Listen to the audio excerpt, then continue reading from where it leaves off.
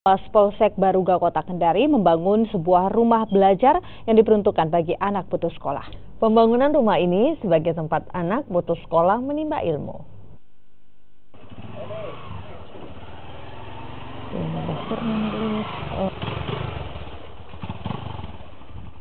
Mendapatkan pendidikan formal merupakan hak bagi seluruh warga. Namun, terkadang mereka terhambat karena adanya keterbatasan biaya. Kondisi ini yang membuat salah satu anggota Babin Kantipnas Polsek Baruga Kota Kendari, Bribka Madukala Kundoro, akhirnya membentuk kelompok bimbingan belajar dengan 4 kali pertemuan dalam seminggu. Mereka yang putus sekolah dapat kembali mendapat pelajaran dan pengetahuan layaknya pendidikan formal. Bimbingan belajar bagi anak putus sekolah dilakukan sendiri oleh Bribka Madukala Kundoro bersama sang istri. Awal mula kelompok bimbingan belajar ini dibentuk karena daerah binaannya sebagai Babin Kantipnas banyak dihuni anak putus sekolah.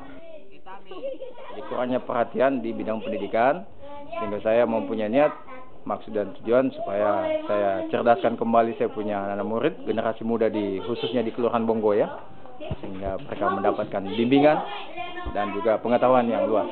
Iya. Meski awalnya kurang mendapat tanggapan, namun berjalannya waktu, antusias anak yang ingin mendapatkan pendidikan bertambah. Dari yang dulunya cuma 15 orang, kini bertambah menjadi 45 orang. Mereka pun kini dapat menerima pelajaran dari rumah salah satu warga.